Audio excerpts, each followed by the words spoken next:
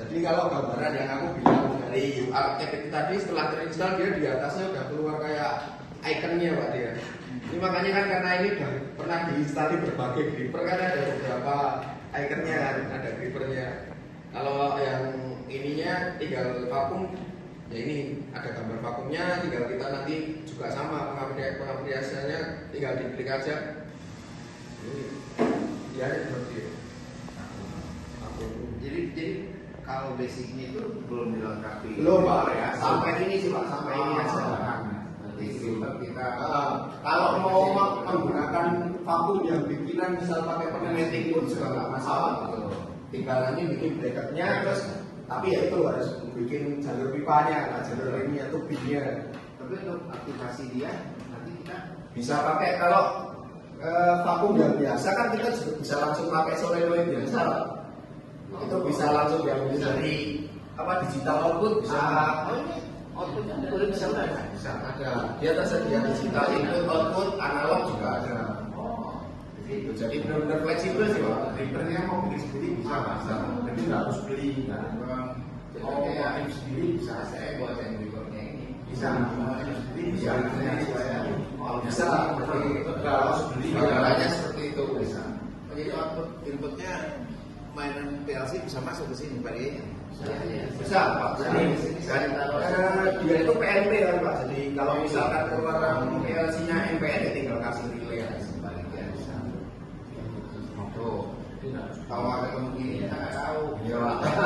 Makanya ke sini Pak. Oh ya. Tapi kalau semua anak-anak ke sini semua alhamdulillah kreatif lah. Iya pasti Pak. Saya yakin Pak. Begitu itu saja di trigger saja Pak ya. Iya. Udah pasti langsung jalan ya. Iya. Jadi kalau di UR Robot ini ada namanya fitur free drive. Free drive itu apa?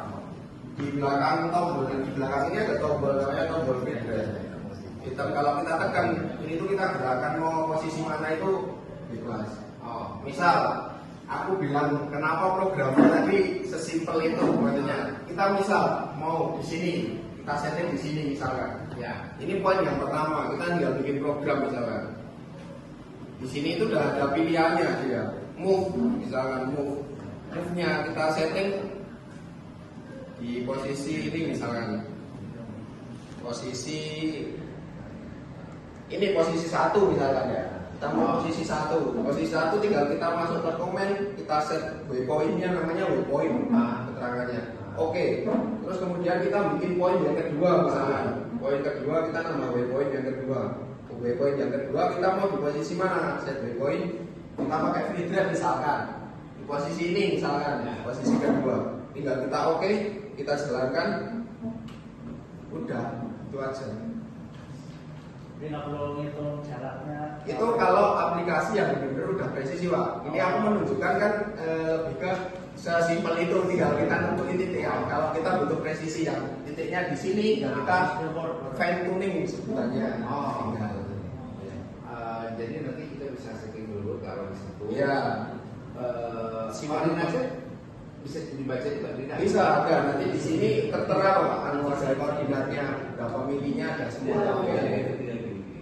Jadi kalau mau menggerakkan nih, misal posisi sini terus mau naikkan, berarti kan sumbu Z-nya. Tinggal nanti Z-nya aja diganti angkanya kita move ke situ, otomatis dia naiknya berapa mili seperti itu. Jadi nggak sesusah itu programnya. Jadi kalau misalnya kita ini lari langsung ke lomba Pak kali Ya. ya. Katakanlah lomba itu pindah barang dari satu titik ke titik lain. Ya. Jadi nanti kalau program yang simpel tadi kita taruh di sini, set koordinatnya di situ, dia langsung baca koordinatnya. Ya, jadi misalkan nih, kalau gambaran ini betul, jadi kisi-kisi. Apa jadi ya? Kemudian lomba ini kan kemarin lombanya tingkat provinsi ya, Jateng sama Jatim kemarin itu intinya sebenarnya di program robot itu nggak yang serumit itu Bapak. Sebenarnya malah sebenarnya emang lebih pemrograman jauhnya itu di PLC nanti. PLC dalam artian safety dan lain-lain kan juga dinilai ya Pak ya. Maksudnya sistemnya dimintanya seperti ini, tapi kan ada safety yang harus ini kan dipenuhi ya. Jadi di situ. Intinya kalau yang kemarin itu sistemnya yang di apa namanya LKS ya, LKS tingkat provinsi itu dia itu jalan ada konveyor Pak. Nah, konveyor dia datang, dia ada sensor untuk mentok di konveyor, sensor dia berdiri ya, diambil sama vakumnya. Jadi robot ini posisi sebelum ngambil itu dia berhenti misalkan di posisi di sini Pak, standby-nya. Konveyornya nanti di bawah sini. Jadi sebelum ada produk di sini, robotnya nggak akan bergerak. Jadi posisi standby seperti itu. Setelah ini ada sensor, sensor kan dibaca sama PLC. PLC ngasih sinyal ke inputnya robot buat jalanin. Yo lanjut. Jadi kalau dari sensor tadi nggak bisa masuk.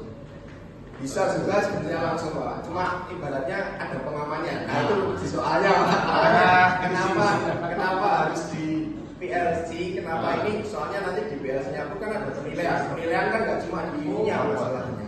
Menyeluruh Pak. Jadi Menyeluruh. mahasiswa ini tahu PLC-nya. Harus Pak. Harus.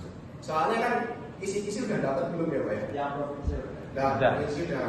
Nah, kalau dari isi-isi kan sudah disebutkan juga Pak, penilaiannya apa aja kan? Kan yang sesi pertama itu desain sistem. Desain sistem itu lebih ke ini loh Pak.